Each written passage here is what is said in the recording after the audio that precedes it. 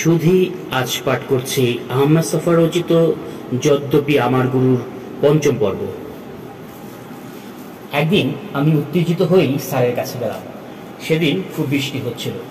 Sir বাড়িতেই ছিলেন, সারা শরীর চাদরে ঢেকে পত্রিকায় চোখ বুলাচ্ছিলেন। আমি বসবার আগেই বলে ফেললাম, কাল টিচার্স ক্লাবে শুনেছি আপনি ইসলামিক একাডেমিতে নাকি একসময় কোনো আমি পাকিস্তান চেয়েছিলাম এ বিষয়ের উপর একটা বক্তৃতা দিয়েছিলেন। রাজ্জাক স্যারের চোখে মুখে কৌতূহলের ঝিলিক দিয়ে উঠল। বক্তৃতা একটা দিছিলাম তো আপনি চড়ছেন কেন? আপনি পাকিস্তানের পক্ষে ওকালতি করবেন, চলবেন না তো কি? আমি তো পাকিস্তান চাইছিলাম। এই কথাটা বলতে দোষ কি? তিনি আমার দিকে তীক্ষ্ণ দৃষ্টিতে তাকালেন। তিনি যখন আহত বোধ করেন তার চোখ থেকে এ ধরনের দৃষ্টি বিচ্ছুরিত হয়। আমি একটুখানি ভয় পেয়ে গেলাম। আমার খেয়ালই ছিল না আমার জন্মের বহু পূর্বে ঘটে যাওয়া একটি ঐতিহাসিক ঘটনার পক্ষে অবস্থান গ্রহণ করার জন্য আমি স্যারের বিরুদ্ধে অভিযোগ উত্থাপন করেছি। স্যার বেশ কিছুক্ষণ চুপ করে রইলেন। আমিও সাহস করে কোনো কথা বলতে পারছিলাম না। এই নীরবতা আমার কাছে একটা দুর্বহ বোঝা হয়ে উঠছে। ইচ্ছে হচ্ছিল পালিয়ে চলে আসি, কিন্তু সেটাও সম্ভব হচ্ছে না। এরই মধ্যে কাজের ছেলেটি তামাক দিয়ে গেল। হুকোতে 2-3 টান দেওয়ার পর স্যার মুখ খুললেন। মনে হলো বেঁচে আছি। স্যার বললেন, ওই বক্তৃতায় আমি কি কইছিলাম এইটা আপনি দেখছেন কিনা? আমি বললাম না। স্যার বলতে শুরু করলেন, আমি কইছিলাম আপনারা বাংলায় যত উপন্যাস লেখা হইছে সব এক জায়গায় আনেন। হিন্দু লেখক মুসলমান লেখক ফারাক করেন না। তারপর সব উপন্যাসে যত চরিত্র স্থান পাইছে রাম শ্যাম যদু মধু রহিম করিম নামগুলো খুঁজা বাই করেন। তখন নিজের চোখেই দেখতে পাইবেন উপন্যাসে যেসব মুসলমান নাম স্থান পাইছে তার সংখ্যা 5%-এর বেশি হইব না। অথচ বেঙ্গলে মুসলিম জনসংখ্যার পরিমাণ অর্ধেকে বেশি। এই কারণে আমি পাকিস্তান দাবির প্রতি সমর্থন জানাইছিলাম। আমার তর্ক করার ইচ্ছাটি তখনই দমে যায়নি। তাই জিজ্ঞেস করলাম, উপন্যাসে মুসলমান চরিত্রের উপস্থিতি স্বল্পতার কারণে আপনি কিন্তু একটি ধর্মতান্ত্রিক রাষ্ট্রের সমর্থন দিতে পারেন না। আপনি এখন ধর্মতান্ত্রিক রাষ্ট্রের কথা কইতাছেন, তখন সিচুয়েশন আসলে একেবারে অন্যরকম। আর একটা জিনিস মনে রাখবেন, উপন্যাস হইল গিয়া আধুনিক সোশিয়াল ডিসকোর্স। বেঙ্গলে হিন্দু মুসলমান শত শত বছর থেকে পাশাপাশি বাস করে আইতাছে। হিন্দু লোকেরা উপন্যাস লেখার সময় ডেলিবারেটলি মুসলমান সমাজে ইগনোর করে গেছে। 2-1 ব্যতিক্রম থাকলেও থাকবার পারে। বড় বড় সব হিন্দু লেখকের কথা চিন্তা করে দেখেন, তারা বাংলায় বায়ু বাংলার জল এইসব কথা ভালা বইলা কইয়া গেছে, কিন্তু মুসলমান সমাজের রাইটফুল রিপ্রেজেন্টেশনের কথা যখন উঠছে সকলে একেবারে চুপ। মুসলমান সমাজের সংস্কৃতির অধিকার থেকে বঞ্চিত করার এই যে একটা স্টবন অ্যাটিটিউড, এই সময় তার রেমেডির জন্য কোনো পন্থা ছিল না। একসঙ্গে অনেকক্ষণ কথা বলার পর স্যার একটু দম নিলেন। কাজের ছেলেটি চা দিয়ে গেল। চায়ে চুমুক দেওয়ার পর স্যার আমাকে বললেন, আরেক হিসাব অবসর সময়ে কইরা দিচ্ছেন। 1947 থেকে 70 পর্যন্ত সময়ের মধ্যে আমাকে এই ঢাকা বিশ্ববিদ্যালয় থেকে লেখালেখির ক্ষেত্রে যতগুলো মানুষ বাইরে হয়ে গেছে, 1920 থেকে শুরু কইরা 47 এই কোয়ার্টার সেঞ্চুরি হিসাব কইরা দেখেন মুসলমান সমাজের মধ্যে থেকে সেই রকম একজনও মুসলমান লেখক বাইর হয়েছে কিনা। 47-এর পরে যেসব মুসলমান লেখক বাইর হয়েছে আউটলুকের দিক দিয়া সকলে আউট অ্যান্ড আউট সেকুলার। পাশাপাশি পশ্চিম বাংলার আধুনিক লেখকের মধ্যে দেখবেন সেকুলার লেখক অধিক পাইবেন না। তবে একটা উঠতে পারে আর্টিস্টিক এক্সপ্রেশন সম্পর্কে। আমি বললাম, হিন্দু সমাজ সেকুলার চিন্তা ভাবনা তো অনেক দিন আগে থেকে শুরু করেছে। স্যার বললেন, কথাটা ঠিক আবার ঠিকও না। যেই জিনিসটারে আপনারা বেঙ্গল রেনেসাঁ কইবার লাগতেছেন এইটা মানতে আমার গুরুতর আপত্তি আছে। আপনারা রামমোহনের রেনেসাঁ মানুষ কইবেন, কিন্তু হে কামটা কি করছে? তার মতো এমন ধর্ম প্রচার আগেও ইন্ডিয়া অনেক মানুষ কইরা গেছে। আমি তো তার বাংলা ভাষা চর্চা ছাড়া উল্লেখ করার মতো আর কোনো কিছু খুঁজা পাই না। এন্টায়ার 19th সেঞ্চুরিতে পুরুষ সিং ওই একজনই পণ্ডিত ঈশ্বরচন্দ্র বিদ্যাসাগর। বিদ্যাসাগর মশায় সারা দেবেন ঠাকুর বলেন, বঙ্কিম বলেন, কেশব বলেন, সকলে তো নতুন কইরা রিভাইভিলাইজেশনের বিকাশ ঘটাইছে। পার্থ চট্টোপাধ্যায়ের একটা মূল্যবান বই লিখছিলেন, নামটা কি জানি না। তিনি দেখাইছেন যে সময়ে বঙ্কিমের উপন্যাসগুলো প্রকাশ পাইবার লাগছিল একই সময় বটতলার মুসলমানি পুঁথিগুলো মুদ্রণে ছাপা আইয়া বাইরে হইতে আসিল। বঙ্কিমের উপন্যাসে 200-250 বেশি ছাপা হইত না, কারণ আধুনিক সাহিত্য পড়ার পাঠক আসিল খুব সীমিত। কিন্তু বইটা পড়লে দেখতে পাইবেন মুসলমানি পুঁথি ছাড়া আইতাছি হাজারে হাজারে। বঙ্কিমের বিষয়বস্তুর সঙ্গে পুঁথির বিষয়বস্তুর তুলনা করলে ডিফারেন্সটা সহজে বুঝতে পারবে। পুঁথির বিষয়বস্তু একেবারে সেকুলার, কিন্তু চিন্তা পদ্ধতি মধ্যযুগীয়। বঙ্কিমের চিন্তা আধুনিক, কিন্তু বিষয়বস্তু ধর্মীয়। আমি প্রতিবাদ করে বললাম, বঙ্কিমের সব রচনার বিষয়বস্তু তো ধর্মীয় নয়। স্যার বলেন, ওই ওইল একই কথা, রিভাইভিলিস্ট স্পিরিট এন্ড মডার্ন স্পিরিট এই ওর গায়ে ঠেস দিয়া খাড়াইয়া আছে। স্যারের কথাটা পুরোপুরি মেনে নিতে আমার কষ্ট হচ্ছিল, তাই বললাম মাইকেল, বঙ্কিম ওনাদের হাত তো বাংলা সাহিত্যের আধুনিক সূত্রপাত। স্যার বললেন, আধুনিক জিনিসটারে তো ভালা কইরা বুঝন লাগবে। আধুনিকতা জিনিসটা বেবাক দুনিয়ার থেকে সময় আইছে। 10 বছর আগে কিংবা 10 বছর পরে বিলাতে রেলগাড়ি চালু হওয়ার 10 বছর পর ইন্ডিয়াতে রেল আইয়া গেছে। বঙ্কিম মারা গেছেন 1893 সালে, আর টলস্টয় মারা গেছে 1911 সালে। বঙ্কিমের তুলনায় টলস্টয় দীর্ঘজীবন পাইছিলেন। সেই দিক থেকে দেখতে গেলে টলস্টয় বঙ্কিমের কন্টেম্পোরারি, দুজনের লেখার কন্টেন্ট মিলাইয়া দেয়। টলস্টয় কমন ম্যানকে কি চৌকে দেখছেন, আর বঙ্কিম কি চৌকে দেখছেন। শুধু টলস্টয় আর বঙ্কিম কেন, ইউরোপে লিটারালি স্টলওয়ার্ড, ফ্লেভায়ার, রোপাসা, চেখভ, টুরগেনিয়েভ, গোগল, জোলা সকলে একটা বিশেষ সময়ের মানুষ। এদের লগে আপনি রবীন্দ্রনাথের দরবার পাবেন না। আমি বললাম, স্যার রবীন্দ্রনাথ সম্পর্কে কিছু বলেন। স্যার বলেন, রবীন্দ্রনাথের প্রতিভা ঠিকই আছিল, বাংলা ভাষাটি তো রবীন্দ্রনাথের হাতেই পুষ্ট হইছে।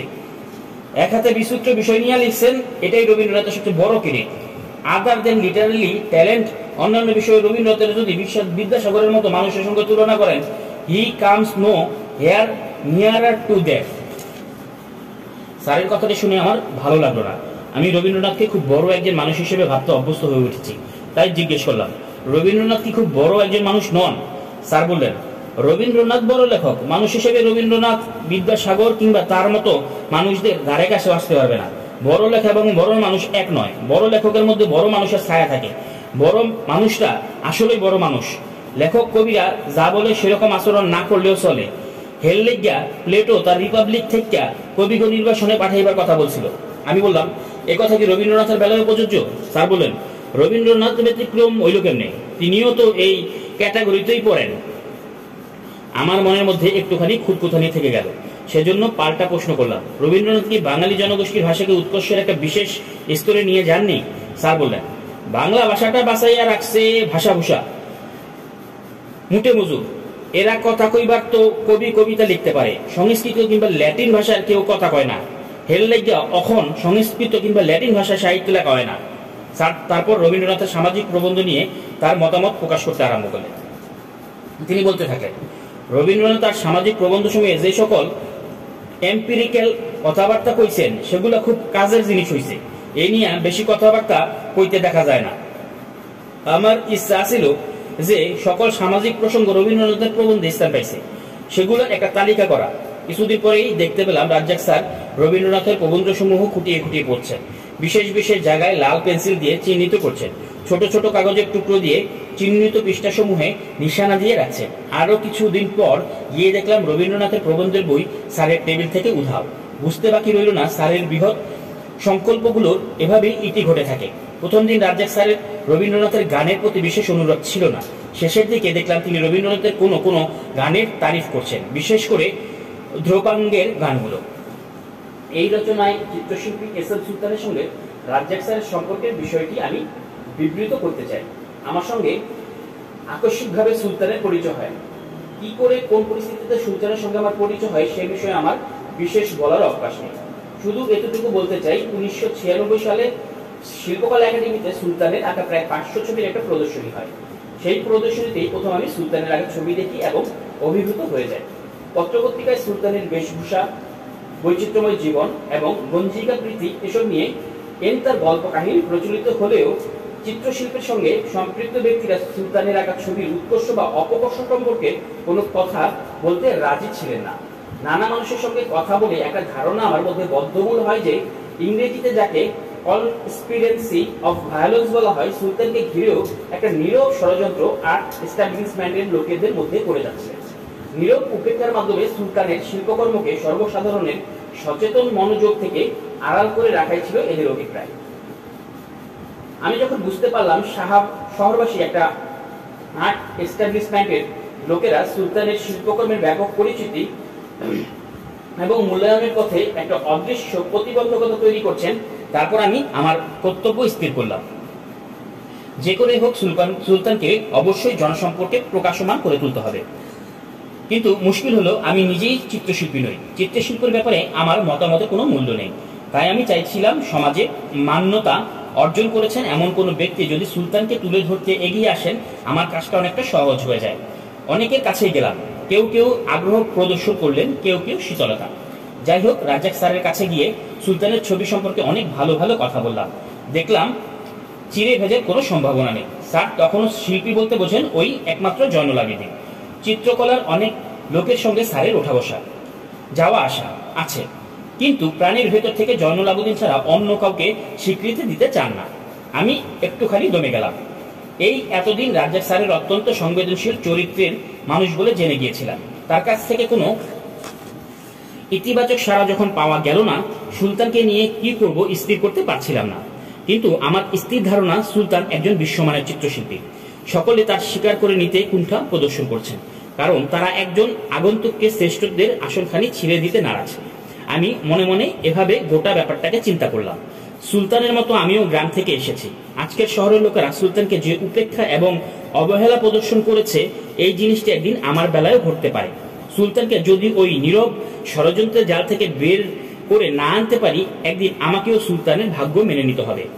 আর্ট ইনস্টিটিউটের শিক্ষিকা শামীম শিকদার আমার বন্ধু ছিল। সে ছিল তখন ছাত্রী।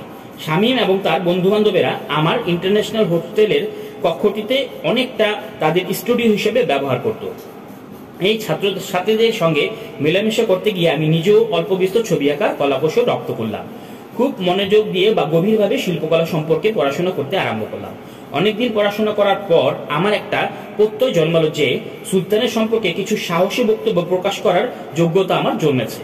আমি সুলতানের চিত্রকল্পের উপর বাংলার চিত্র ঐতিহ্য এবং সুলতানের সাধনা শিরোনামের 50 পৃষ্ঠার একটি দীর্ঘ প্রবন্ধ লিখে মূলভূমি নামাঙ্কিত একটি সাময়িকীতে প্রকাশ করলাম। তারপর প্রবন্ধটা আলাদা একটি পুস্তিকা হিসেবে প্রকাশ করি এবং সাহিত্য শিল্পের অনুরাগী মানুষদের একটি করে পুস্তিকা কখনো নিজের হাতে অথবা লোক মারফত কিংবা ডাকযোগে পাঠিয়ে দিতে থাকি। একটা পুস্তিকা নিয়ে একদিন রাজ্জাক স্যারের বাড়িতে হাজির হলাম। স্যারকে বিশেষভাবে অনুরোধ করি তিনি যেন আমার লেখাটি পড়ে দেখেন। স্যার যেন মনে না করেন আমি একটা উৎক লোকের বিষয়ে নিয়ে অযথা উৎপাত করছি, সেজন্য 10-15 দিন অমুখ হইনি। এক সকালবেলা ঘুমিয়ে ঘুমিয়ে শুনলাম কে একজন দরজায় টোকা দিচ্ছেন। চোখ মুখে ঘুম নিয়ে আমি জিজ্ঞেস করলাম কে। জবাব পেলাম, আমি আব্দুল রাজ্জাক। বজলুর ক্যান্টিনে যে ছেলেটা সকালে নাস্তা খাওয়ার জন্য ঘুম থেকে জাগিয়ে দিত, তার নামও আব্দুল রাজ্জাক। আমি ভাবলাম ক্যান্টিন বয় আব্দুল রাজ্জাক আমাকে নাস্তা খাওয়ার জন্য ডাকতে এসেছে। আমি ঘুমে ঘুরেই বসলাম, রাজ্জাক মিয়া এখন যাও, পরে গিয়ে নাস্তা খাবো। ওপার থেকে জবাব পাওয়া গেল, পরে এলে নাস্তা নাও পাইতে পারেন। রাজ্জাকের বাড়ি বরিশাল। ওই আওয়াজটি বরিশালের নয়। আমি উঠে দরজা খুললাম, ওমা দেখি রাজ্জাক স্যার। স্যার ঘরে এসে বললেন, তার হাতে পুস্তিকাটি। আমাকে বললেন, কামটা ভালো করছেন, আপনার সুলতান কই? আমি বললাম তিনি নড়াইল থাকেন। স্যার বললেন, ঢাকায় আইব না? আমি বললাম 2-4 দিনের মধ্যেই আসবার কথা আছে। স্যার বললেন, আইলে একবার দেখা করাইয়া দিয়ে। সুলতানের প্রসঙ্গ শেষ করার আগে আরো 2টি মজার গল্প আমাকে বলতে হবে। আমি একটা প্রেস করেছিলাম, সেই প্রেস থেকে একটি সাপ্তাহিক পত্রিকা প্রকাশ করতাম। 32 নম্বর তোপখানা রোডে ছিল অফিস। তখন আমি মিরপুরে থাকতাম। একদিন স্যারকে বাড়িতে যেয়ে অনুরোধ করেছিলাম তিনি যেন আমার প্রেসে এসে একবার পায়ের ধুলো দিয়ে যান।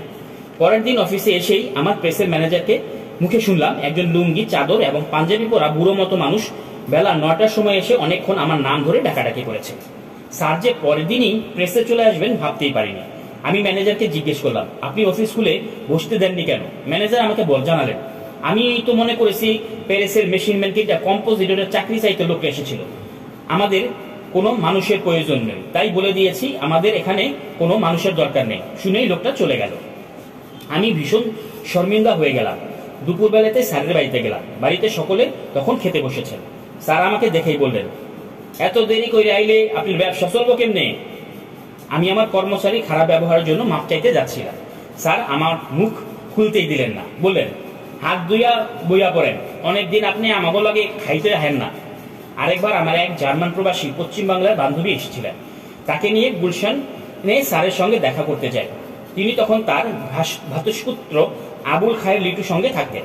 সেদিন দুপুরবেলায় আমরা স্যারের ওইখানে খাওয়া দাওয়া করেছিলাম। তখন চৈত্র মাস শেষ হতে চলেছে।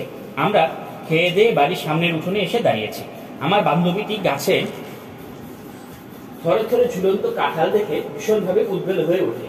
সে স্যারকে জিজ্ঞেস করে বসে, কাকা বাবু, আপনার বাড়ির কাঁঠাল দিয়ে এঁচোড় রান্না করা যায় না? স্যার বললেন, আপনার এঁচোড় খাইবার খুব ইচ্ছা হয়নি? আমার বান্ধবীটি বলল, সেই কবে ছোটবেলায় খেয়েছে। আপনার গাছের কাঁঠাল দেখে এঁচোড়ের কথা মনে পড়ে গেল। স্যার বললেন, এঁচোড় যে খাইবার চান কি করে রাঁধতে হয় হেইরা জানেননি? আমার বান্ধবী মুখ কালো করে বললেন, না কাকা বাবু, এঁচোড় কি করে রাঁধতে হয় শিখিনি। স্যার আমাকে বললেন, মৌলভী আহমেদ সোফা, এক কাম করেন, আপনি কই থাকেন ঠিকানা লেখা থুইয়া যান, কাল দুপুরে এসো রাইনা কইয়া পাঠায় দিমুনে। আমি ঠিকানা লিখে চলে এলাম। পরের দিন আমার বান্ধবীকে কাশপুর ব্রিজের কাছে নদী দেখাতে নিয়ে গিয়েছিলাম। সেখান থেকে ফিরতে ফিরতে বেলা হয়ে গেল। ঘরে এসে গোসল করে বসলাম। আমার কাজের ছেলে ইদ্রিসের কাছে কাহিনীটা শোনা গেল। ইদ্রিস বলল, একটা বুড়া মানুষ এই টিফিন ক্যারিয়ারটা রেখে গেছে। তখনই মনে পড়ে গেল রাজ্জাক স্যার বলছিলেন তিনি এঁচোড় রান্না করে দুপুরবেলা পাঠিয়ে দেবেন। আমি ইদ্রিসকে জিজ্ঞেস করলাম, তুমি ভদ্রলোককে খাতির করে ঘরে ডেকে বসিয়েছিলে কিনা? ইদ্রিস জবাব দিল, মানুষটার গায়ে একটা ফাড়া সিরা পাঞ্জাবি আর ময়লা লুঙ্গি আর ডাকাইয়া কথা কয়। পৈতৃক আইসে জঞ্জি গেলাম, কয় সাহেব টিফিন ক্যারিয়ার দেখলেই বুঝতে পারবো না। আমিও ডাকি নাই, এইবারও বসবার চাই না। এখন সুলতানের কথায় আসি। মাসখানেক পর সুলতান এলেন নড়াইল থেকে। আমি ওনাকে নিয়ে স্যার বাড়িতে গেলাম। সুলতানের একটা বৈশিষ্ট্য আমি গোড়া থেকেই লক্ষ্য করে এসেছি। যাদের সঙ্গে তার পরিচয় হয় সকলেই তার প্রতি আকৃষ্ট হয়ে পড়ে। স্যারের বেলাও তার ব্যত্যয় হলো না। স্যার একা নয়, তার পরিবারের সকলেই সুলতানের প্রতি মমতা সম্পন্ন হয়ে উঠছেন। স্যারের ভ্রাতুষ্পুত্র, দুই ভ্রাতুষ্পুত্রী, মায় অতি শিশু নাতিটি পর্যন্ত সুলতানের অনুরাগী হয়ে উঠেছে। এত মিষ্টি করে এমন সুন্দর কথা সুলতানের মতো করে আর কাউকে বলতে শুনিনি। সেদিনই বিকেলবেলা সুলতান তার জব্বা নিজের হাতে বানানো বাঁশির ঝোলা, গাজার কলকি এবং অন্যবিধ সাজ সরঞ্জাম নিয়ে স্যারের বাড়ির নিচতলায় এসে আস্তানা পাতলেন। তারপর থেকে যখনই স্যারের বাড়িতে যাই দেখি আমার সঙ্গে সুলতানের কথা বলার সময় হয় না। কখনো দেখি স্যারের মুখোমুখি বসে গভীরভাবে আলাপ করছেন এবং মাথা দোলাচ্ছেন, অথবা বাড়ির মেয়েদের সঙ্গে প্রবাদ জীবনের গল্প করছেন। স্যারের শ্যামলা নাতি লিটুর ছেলে, যার চোখ দুটো খুব বড় বড় এবং যে বড়সড় খাঁচায় দুটো রাজকুকুর বাচ্চা শোষে, তার সঙ্গে দেখি সুলতানের গলায় গলায় ভাব। প্রতিদিনই দেখি সুলতান স্যারকে নিয়ে নানা জায়গায় যাচ্ছেন। আমার খুব ঈর্ষা হচ্ছিল। আমি সুলতানকে স্যারের কাছে নিয়ে এলাম। এখন দেখতে পাচ্ছি সুলতান আমাকে হটিয়ে দিয়েছে। একদিন সকালবেলা স্যারের বাড়িতে গিয়ে দেখি সুলতান নেই। আমি স্যারকে জিজ্ঞেস করলাম, সুলতান কই? স্যার বললেন, সুলতানের লোকের আইসা ব্যাগকে লইয়া গেছে। আমি বললাম, সুলতানের আবার লোকজন আসবে কোত্থেকে? স্যার বললেন, তামুক টামুম খাইবার লোকজন আর কি। আমি বললাম, রাজা খোরেরা আপনার বাড়ির ঠিকানা পেল কেমন করে? স্যার হাসতে হাসতে বললেন, ঠিকানা পাওয়ানোর কোনো কষ্ট নাই, ওরা গায়ের গন্ধে টের পাইয়া যায়। তারপর স্যার আসল কথা পড়লেন। কয়েকদিন থেকে সুলতান নাকি স্যারকে বলছেন তার ৩০০-র মতো ছবি সোনার গায়ে নষ্ট হয়ে যাচ্ছে। এগুলো যদি ওখান থেকে উদ্ধার করা না হয় ছবিগুলো কিছুই থাকবে না। সুলতানের ছবি সোনার গায়ে গেল কি করে সেই কাহিনীটা বলা প্রয়োজন। ১৯৭৬ সালে শিল্পকলা একাডেমিতে যখন সুলতানের চিত্রকর্মের প্রদর্শনী হয়, সে সময়ে প্রভাবশালী মন্ত্রী নুরুল ইসলাম শিশুর বেগম প্রদর্শনীতে ছবি দেখে সুলতানের ছবির প্রতি অনুরাগী হয়ে ওঠে। ভদ্রমহিলার বোধহয় অল্প স্বল্প আঁকার ঝোঁক ছিল। তিনি সুলতানকে ছবি আঁকা শিখিয়ে দিতে অনুরোধ জানান। সুলতানও রাজি হয়ে যান। কিছুদিন মন্ত্রীর বাড়িতে সুলতানের নিয়মিত যাতায়াত চলে। সেই সূত্রে নুরুল ইসলাম শিশুর সঙ্গে সুলতানের পরিচয়। একদিন কথায় কথায় সুলতান মন্ত্রী সাহেবকে জানান, এই প্রদর্শনীর শেষে ছবিগুলো নিয়ে কোথায় রাখবেন। ও নিয়ে তার ভয়াবহ দুশ্চিন্তা। ঢাকা কিংবা পাশাপাশি কোথাও একটু জায়গা পাওয়া গেলে সুলতান ছবিগুলো সরিয়ে নিয়ে রাখতে পারেন। নুরুল ইসলাম শিশু সাহেব সরকারি ক্ষমতা খাটিয়ে সোনারগাঁয়ের পানামে একটি পরিত্যক্ত দোতলা বাড়িতে সুলতানকে বরাদ্দ করেন। সুলতান শিল্পকলা একাডেমি থেকে ছবিগুলো সে বাড়িতে নিয়ে যান এবং তার বিশ্বস্ত চেলা পাটুলকে নিয়ে সে বাড়িতে বাস করতে আরম্ভ করেন। এই জায়গাটি সুলতানের মনে ধরেছিল। তার পেছনে বোধ করি একটাই কারণ, এই বাড়িটি ৫-৭ বাড়ি পরে জয়নুল আবেদিন লোকশিল্প জাদুঘর স্থাপন করেছিলেন। হয়তো সুলতানও ওরকম কিছু একটা স্বপ্ন দেখেছিলেন।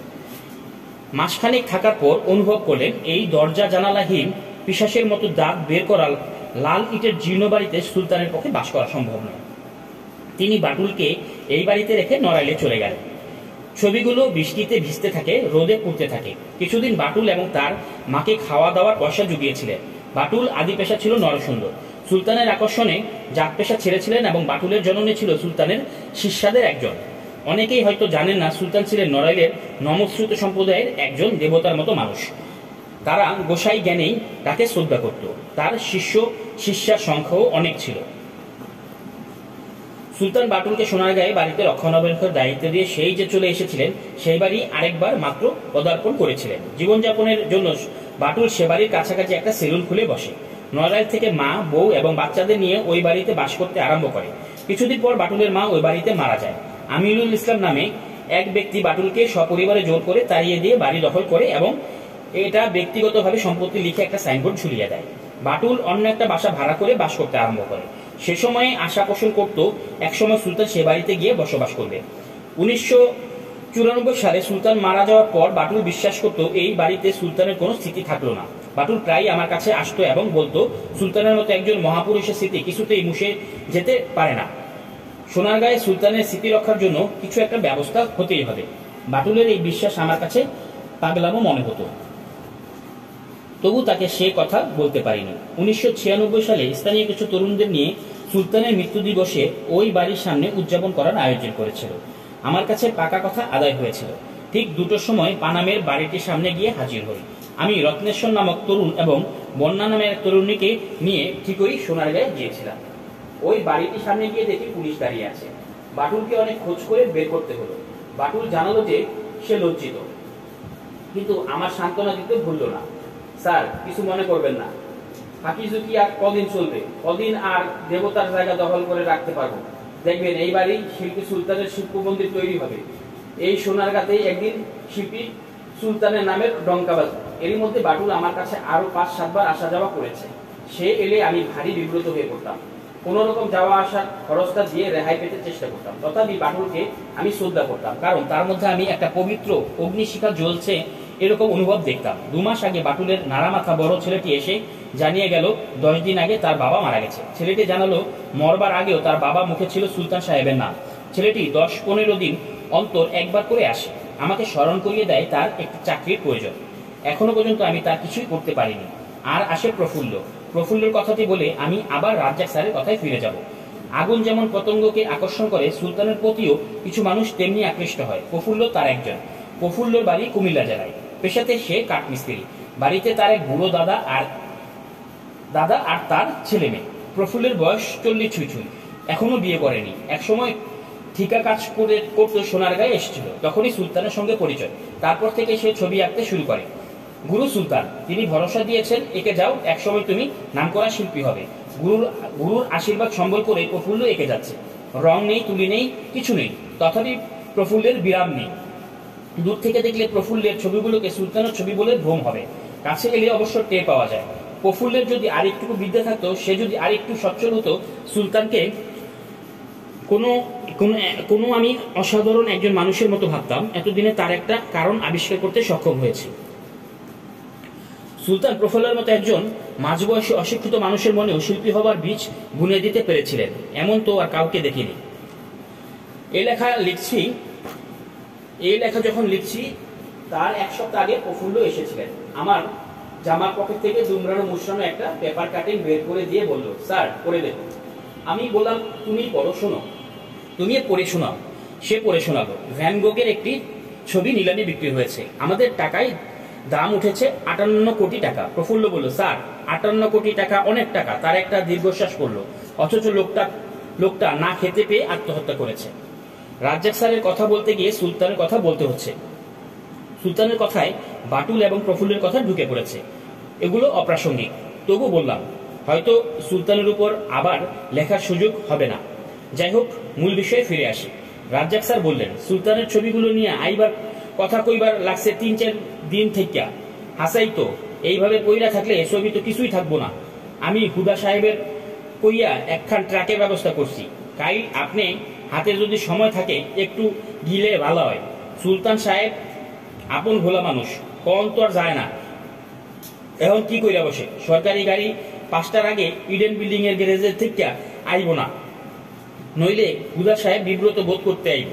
হুদা সাহেবের একটু পরিচয় দেওয়া প্রয়োজন। হুদা সাহেব মানে মির্জা নুরুল হুদা। একসময় তিনি পূর্ব পাকিস্তানের গভর্নর ছিলেন। তারপরে জিয়ার সময়ে বাংলাদেশের মন্ত্রী হয়েছিলেন। তিনি রাজ্জাক সাহেবের ছাত্র এবং অর্থনীতি বিভাগের শিক্ষকও ছিলেন। আমি রাজি হয়ে গেলাম, বললাম যাব। তারপরের দিন ট্রাক নিয়ে সোনারগাঁয়ে চলে গেলাম। সুলতান সাহেবের নামে বরাদ্দ করা বাড়িটি দেখলাম। চুনকালি ঝরে গেলেও বাড়িটার অবকাঠামো এখনো বেশ শক্ত, কিন্তু একটিও দরজা জানালা নেই। ড্রাইভার এবং আরেকজন লোকের সাহায্যে ছবিগুলো একে একে ট্রাকে তুলতে লাগলাম। সাধারণত সুলতান খুব বড় বড় ক্যানভাসের ছবি আঁকতেন। 1976 সালের এক্সিবিশনের জন্য সুলতান 30-35টা ছোট ছোট ছবি এঁকেছিলেন। এক্সিবিশনে এই ছোট ছবিগুলোর দিকে ভালো করে তাকাতে পারিনি। দেখে দেখে মুগ্ধ হয়ে গেলাম। এক একটা ছবি জীবনানন্দ দাশের রূপসী বাংলার এক একটা কবিতার সঙ্গে তুলনা করতে ইচ্ছে হলো। সব ছবি উঠানোর পর বাঁধা ছাদা করে সব যখন ঠিকঠাক করে ফেলেছি, গোল বাঁধালেন সুলতান ছয়। গেরুয়া পাঞ্জাবি পরা দাড়িওয়ালা একটা মানুষ একতারা হাতে হাজির হলো। সুলতান দাঁড়িয়ে লোকটির সঙ্গে কোলাকুলি করলেন। তারপর দুজনে গাঁজা টানতে বসে গেলেন। গাঁজার কলকি দাম দিয়ে সুলতান মাথা দোলাচ্ছেন আর বুড়ো লোকটি শুরু করেছেন একতারা বাজিয়ে গান। সুলতানকে টেনেও উঠানো যায় না। আমি পড়ে গেলাম মহা মুশকিলে। কাটায় 5টার সময় ট্রাক ইডেন বিল্ডিং এ ফেরত দিতে হবে। তারপর যেতে হবে আমার বন্ধু কুমার শঙ্কর হাজরা বৌভাদরা মন্ত্রে। সুলতানকে যতই বোঝাই তার একই জবাব, मैं सुल्तान है, किसी का हुक्म से कोई काम नहीं करता, हम अपना मर्जी से हर काम करता। दूसरा লোকটি সায় দিয়ে বললেন, বিলকুল ঠিক, আপ তো সুলতান है। এখন বুঝতে পারলাম রাজ্জাক স্যারের অনুমান কত দূর সত্য। সুলতানকে কোনো রকম আসন থেকে টলাতে না পেরে অগত্যা আমি ট্রাকে উঠে বসে ড্রাইভারকে বললাম, গাড়ি স্টার্ট দেন, আমাদের 5টার মধ্যে পৌঁছতে হবে। গাড়ি যেই আওয়াজ করে ধোয়া তুলে আরম্ভ করছে, কিছুদূর এগিয়ে এসেছে, পেছন থেকে সুলতানের কণ্ঠস্বর শুনতে পেলাম, সফা ভাই, আমারে ফেলে যাবেন না। ছবিগুলো এনে রাজ্জাক স্যারের বাড়ির নিচে তলায় গুছিয়ে গাছিয়ে রাখলাম। একটুখানি স্বস্তির নিঃশ্বাস পেলাম। যাক, ছবিগুলো বেঁচে গেল। মাসখানেক পরে নড়াইল থেকে আবার সুলতান এলেন। এবার দেখলাম তার কণ্ঠস্বর ভয়ানক বদলে গেছে। তার কাছে কিছু শুনেছেন, তার অবর্তমানে রাজ্জাক সাহেব তার ছবিগুলো বেঁচে দিতে পারেন। সুলতান আবার জেদ করতে আরম্ভ করেছিলেন। ছবিগুলো আবার ট্রাকে করে নড়াইলের বাড়িতে ফেরত দিয়ে আসতে হবে। আমি লজ্জায় স্যারকে মুখ দেখাতে পারছিলাম না। আমি জানতাম স্যার গোপনে সুলতানকে 30,000 টাকা সংগ্রহ করে দিয়েছিলেন। সুলতান তার প্রায় সবকটা এলিফ্যান্ট রোডের সুরস্টি থেকে বাদ্যযন্ত্র কিনে খরচ করে ফেলেছিলেন। আর সুলতানের ভুলে যাওয়ার ক্ষমতা অসাধারণ। যা হোক, রাজ্জাক স্যার আবার ট্রাকের ব্যবস্থা করতে হলো। 2,500 কি 3,000 টাকা ভাড়া ছাড়া কোনো নড়াইল যেতে রাজি ছিল না। ছবি তো সুলতান সাহেব নড়াইল নিয়ে গেলেন। ছবিগুলো ভাগ্য কি ঘটেছে সেটা একটু বলা প্রয়োজন। একবার একটা দীর্ঘস্থায়ী বন্যা হলো। সুলতানের বাড়িতে খাবার নেই, তার জীবজন্তুগুলো অনাহারে ঝুঁকছে। এই নাজুক সময়টিতে চট্টগ্রামের আগ্রাবাদ হোটেলের মালিক সুলতানের কাছে হাজির হলেন। মাত্র 25,000 টাকা সুলতানকে নগদ পরিশোধ করে ট্রাক ভরে ছবিগুলো আবার চট্টগ্রামে নিয়ে যাওয়া হলো। ওই হোটেল মালিকের কাছে থেকে চট্টগ্রামের শিল্পপতি একে খানের ছেলে 5-7টি ছবি কিনেছিলেন। 1987 সালে বোতে ইনস্টিটিউট সুলতানের ছবির একটা প্রদর্শনী করার উদ্যোগ নিয়েছিল। আমিও তার সঙ্গে যুক্ত ছিলাম। যাদের সংগ্রহে সুলতানের ছবি আছে, প্রদর্শনের জন্য ধার হিসেবে ছবিগুলো সংগ্রহ করেছিলাম। সকলের সানন্দে তাদের ছবি দিয়েছেন। একে খান সাহেবের ছেলের কাছে যখন ছবিগুলো ধার দিতে চিঠি লিখেছিলাম, তিনি জানান 2 লক্ষ টাকার ইন্স্যুরেন্স করতে হবে এবং প্রিমিয়ামের প্রথম ইনস্টলমেন্টের টাকা প্রদর্শনী কর্তৃপক্ষকে শোধ করতে হবে। অনেক ধরা পড়ার পর বিনা ইন্স্যুরেন্সের ছবিগুলো তিনি নিজের খরচে পাঠিয়েছিলেন এবং ফেরত নিয়েছিলেন। অবশ্য রাজ্জাক স্যারের ভ্রাতুষ্পুত্র আবুল খায়ের লিটুর সঙ্গে সুলতানের ছবি আঁকার চুক্তিতে আবদ্ধ হয়েছিলেন। সে অনেক আগের ব্যাপার, সে বিষয়ে আমি কিছু বলবো না। আজ এ পর্যন্তই। পরবর্তী পর্ব নিয়ে খুব শীঘ্রই হাজির হচ্ছি। ধন্যবাদ।